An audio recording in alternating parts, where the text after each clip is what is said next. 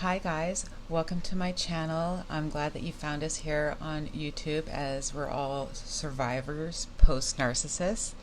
I really appreciate everyone's support. I'm really enjoying reading everyone's comments. I'm sorry I'm not one to really answer a lot of them, but so many people are coming in and answering and sharing, and I think everyone is just getting so much help and benefits from it. It's just awesome. So be sure to subscribe, as like the bigger we can make this channel, the more knowledge we can get out there about narcissists.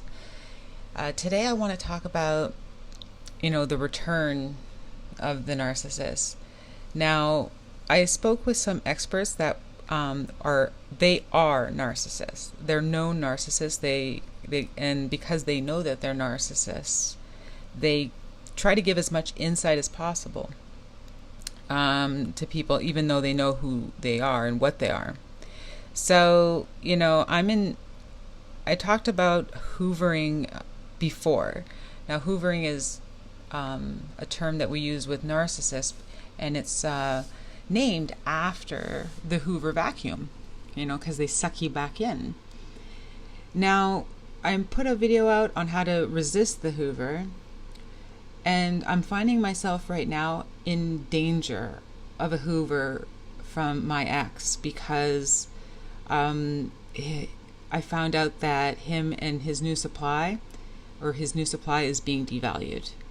They had, I guess, a fight, and she left, but then she came back. And now things are bad again, and the thing is, when that happens, that's when I'm in danger of a Hoover, because his fuel supply has been disrupted. Because they're having fights and they're being devalued, and this is when I'm in danger of being hoovered. And just then, one of my social media links started getting traffic from this one individual that was commenting on like really weird things. And when I looked at their profile, it was clearly a fake profile with no pictures, and just with them following a few people and no one following them, and the people that they're following is all my ex's narcs. And it's just very obvious, I should say, that it's my ex kind of spooking and creeping into my life all of a sudden, and in my social media circle.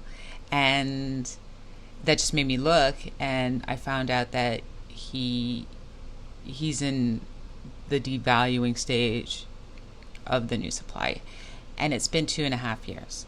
So when I have talked with the experts on narcissism, they have all told me that there is no such thing as the hoovering process not being implemented. It's just a matter of time. Sometimes it can happen directly after the relationship ends, or the discard happens, or the no contact, or it can be 10 years, over 10 years later. But the thing, and I know this sounds very weird, and I guess I should just address it, because it's such a traumatic experience going through a breakup with a narcissist, and if you're still out there and you're kind of almost wanting the Hoover. And I know that sounds odd to people that have already processed everything and gone past it. If you look back, everyone will remember that there was a time, if you were discarded, there was a time that you wanted, and even after you found out they were a narcissist, you wanted to be hoovered, because it was better to deal with the narcissist than not have them, and them doing all the nice things that they used to do. It's a very confusing and weird place to be, and it's something that's actually really hard to admit, because and I admit it, like there was so long, even after I knew he was a narcissist, I still wanted him to come back. It's not like I wanted us to get married again and get back together. I just wanted him to come back. I wanted to and there's part of us that want them to come back so you can be the one leaving, because it was so hurtful for them to leave. And we get those thoughts that creep in. But the thing is, after you're kind of over that and you don't want them anymore, and you're in your recovery and you're in your self work, that it has nothing to do. The hoovering has absolutely really nothing to do with where you are in your life. So some people think that, like, well, I'm in danger of a hoover, or he might try to hoover me, or he might come back because I'm doing so good, because I'm looking good, I'm working out, I'm being successful, I'm happy, I have, I'm vibrant again, I have all this stuff, and now he might come back, or, and you think that way because that would work with a normal person. But with a narcissist, that's not going to work. The only reason they come back is because there is a disruption in their fuel supply. That you can be, the most successful, loving person, like 10 out of 10 in every category, but that will not cause them to come back. Remember, they're a narcissist. They're not lured away from anything except for fuel. And even if you're teaming with fuel, he still won't come back if he has his own fuel source from where he is. This is all completely on their terms, always. And you almost want to be in control a little bit, but you're not. And that's something that you really just have to know about a narcissist. They're in control, really, of this. The hoovering is their decision, and and so I know their decisions are completely based on fuel. When they have a disruption in their fuel source, that's when they have to look for secondary supply, and then start grooming a main supply again. So, and that's what happened.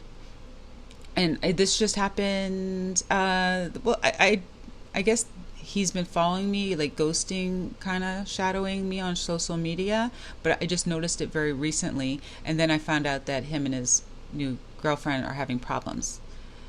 They had a fight and she left, but now she's back. So whatever. But it happened just like they all said that it would. He had a disruption in his fuel supply, and so he went and created an account, a social media account, so he can start following me and seeing what I'm doing without him, knowing that it's him, even though it's really obvious that it's him. There are certain media platforms that I don't use very often, and so when there's activity, I can notice it. So. And I'm trying to really stay focused on where I am and what I'm doing and how to resist the hoover, because hoovers are powerful. There's a reason that there's so much warning out there for narcissists and supply, is because don't think that you're everyone thinks that the narcissist will come in and say, hi, how's it going, and you want to think that you can just tell them off and slam the door in their face, but the narcissist is a narcissist. They know what they're doing when they come back in for a hoover to get fuel out of you. And so they're going to actually wait until there is a low point in anything that's happening with you on purpose, or an event, something that they can come in with to hoover you. So I'm trying to be very visual and very strong, because I'm a little concerned that it's going to happen, even though it hasn't happened yet. I'm like, when I saw that it was him and what had happened, I'm like, oh my God, I need a support team around me as quick as possible. So I just and it's weird not having I almost feel shameful for having the thoughts that I actually want him to try to hoover me. And I don't know, I'm hoping someone else out there can relate, because I can't be the only one that has this stupid feeling of wanting them to attempt to hoover me, maybe just so I can reject them or to see what happens.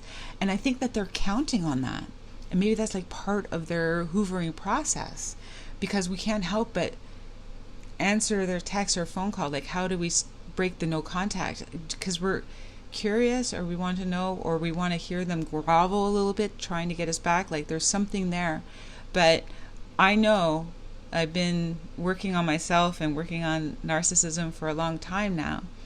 I know that the only way I am safe and the only way I can guarantee he doesn't get fuel if I stay strong with no contact, because no contact means no fuel.